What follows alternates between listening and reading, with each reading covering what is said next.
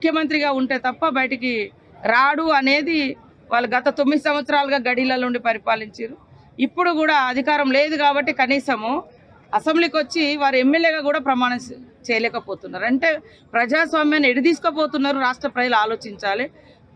అంటే అక్రమంగా దొడ్డదారులు ఏదో ముఖ్యమంత్రులు అవుతామని ప్రజలు ఇచ్చిన మ్యాండేట్ మాకు. దాన్ని అట్లా మాట్లాడడం అనేది కొద్దిగా మైండ్ ఉండాలి, మెదడు ఉండాలి. కాంగ్రెస్ పార్టీకి కేవలం సానుభూతి తప్ప మరి ఏం లేదు. వాళ్ళ అభివృద్ధి నుంచి మాత్రం ఓటేయలేదు. కొద్ది ఓట్ల శాతం తేడా ఉందని చెప్పేసి ఆయన పదే ఎక్కడికి వెళ్ళి అదే మాటలు చెప్తా ఉంటారు.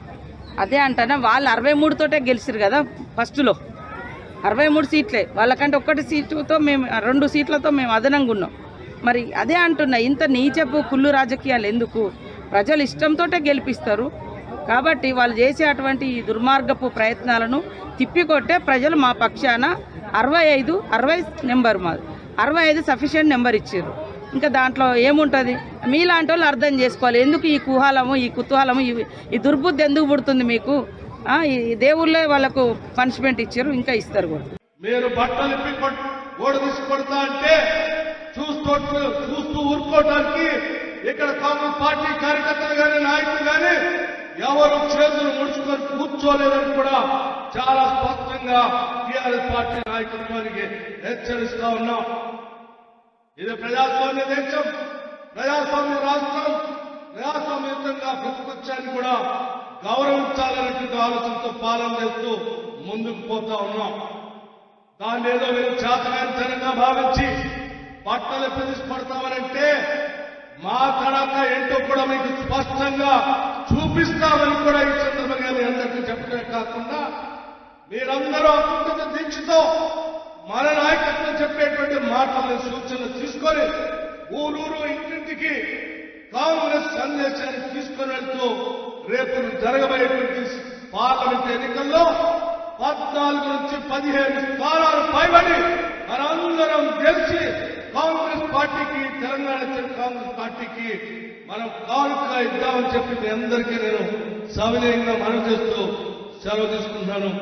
నేను హుస్నాబాద్ లో పోటీ చేసేది చెప్పినా తప్పకుండా హుస్నాబాద్ లో గెలుస్తున్నాం. కానీ నియోజకవర్గంలో 304 బూతుల్లో మనం గెలిచినప్పుడే గెలిపోయి చెప్పి ఏ విధంగా అయితే కార్యక్రమం తీసుకున్నామో ఈయన కూడా రాష్ట్రంలో 30,000 పైన బూతుల్లో ప్రతి పోలింగ్ స్టేషన్ లో బాధ్యత గల కాంగ్రెస్ నాయకుడిగా మొన్నటి దాకా లేని ప్రజలైనా ఇవాళ మన ప్రజా సమస్యలు పరిష్కరించే దిశలో 6 గ్యారెంటీల అమలుకు సంబంధించి 1,5 లక్షల అప్లికేషన్ తీసుకొని ఇప్పటికే 2 గ్యారెంటీలు అమలు చేసి రాబోయే కాలంలో మళ్ళీ ఇంకా అనేక గ్యారెంటీలు అమలు చేసే విధంగా మన ప్రయత్నం ప్రభుత్వం ముందుకు పోతా ఉంటుంటే అసహనంగా ఫ్రస్ట్రేషన్ లో మన మీద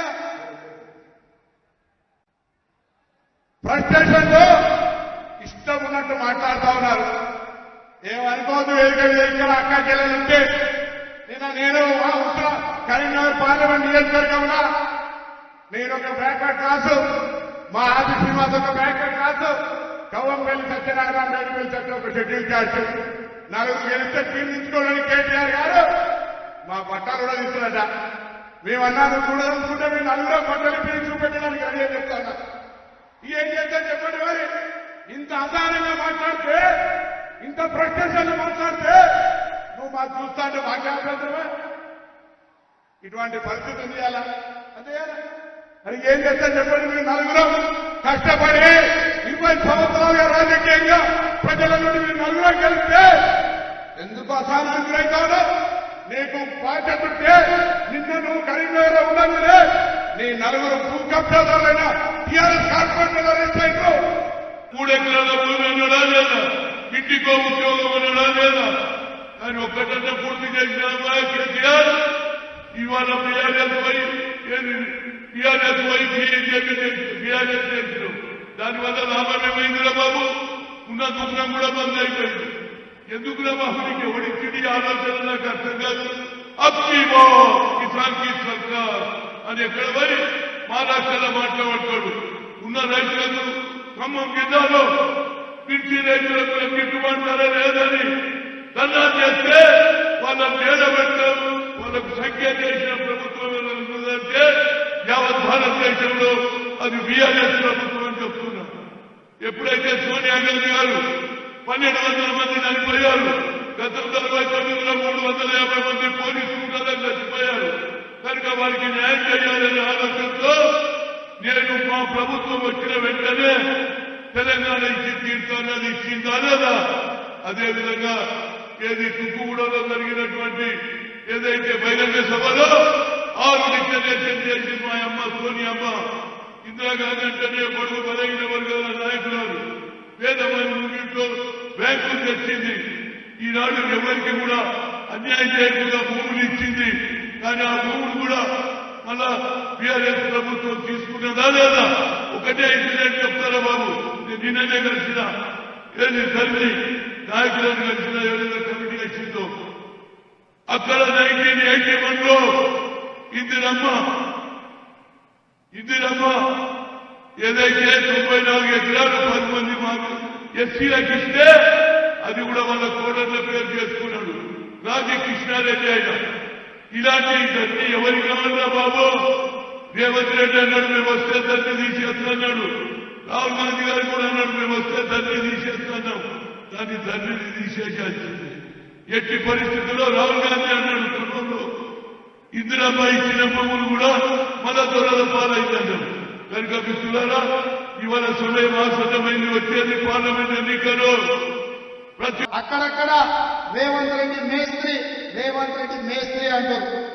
అవును బిడ్డ, నేను మేస్త్రిని. మీరు విధ్వంసం చేసిన తెలంగాణను పునర్నిర్మించే మేస్త్రిని. మీరు నిరుద్యోగ యువకుల జీవితాలతో చెలగాటమాడింది కదా, అందుకే 30 లక్షల మంది తెలంగాణ నిరుద్యోగ యువకుల భవిష్యత్తును తీర్చిదిద్దే మేస్త్రిని.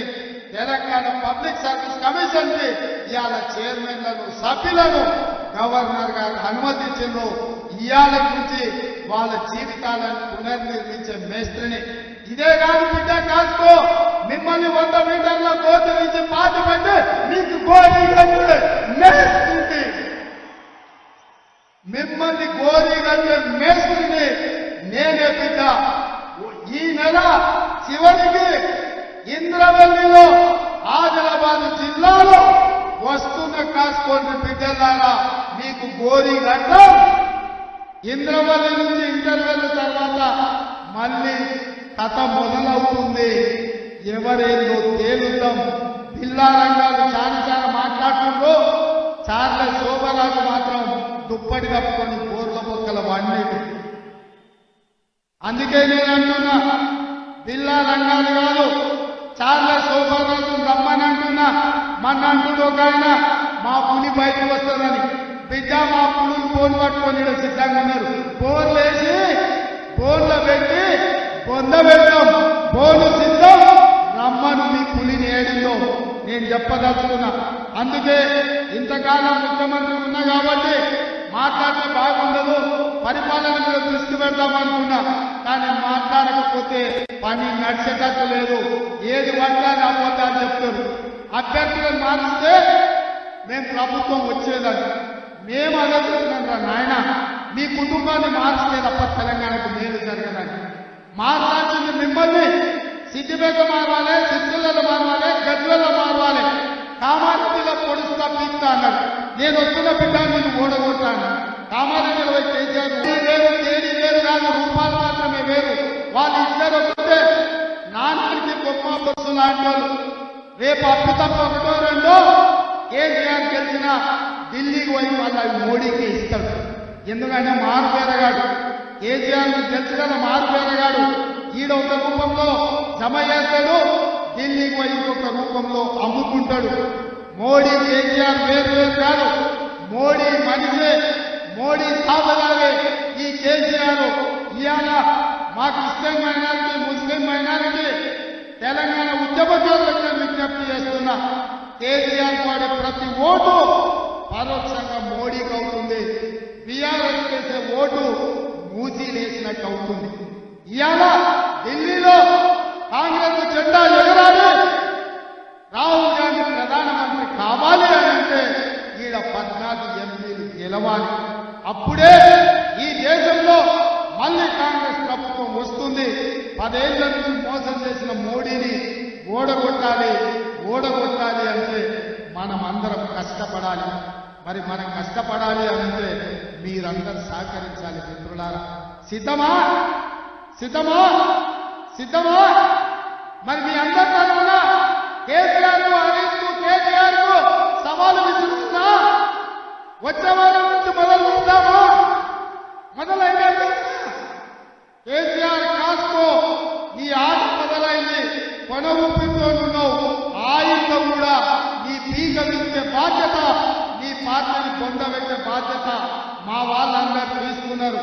ఇదే కాదు, మీకందరికీ చెప్తున్నా, మనం ఇచ్చే 6 గ్యారెంటీలు అమలు చేయడానికి గ్రామ గ్రామంలో 5 మంది ఇందిరమ్మ కమిటీలు వేస్తాం. ఇందిరమ్మ కమిటీలలో మీరు ఉంటారు. ఎవరైతే మన పార్టీకి ఈ రాష్ట్రంలో అండగా నిలబడతారో సంక్షేమ పథకాలు వాళ్ళకి చేర్చాల్సిన బాధ్యత మీదే. అందుకే ఇంత ఓపిక ఈ రోజు వచ్చి ఇక్కడ కూర్చొని ఈ సభను విజయవంతం చేసిన మీకందరికీ మనస్ఫూర్తిగా ధన్యవాదాలు తెలియజేస్తూ సెలవు తీసుకుంటున్నా. జై కాంగ్రెస్, జై జై కాంగ్రెస్, జై సోనియమ్మ. ధన్యవాదాలు మిత్రులారా.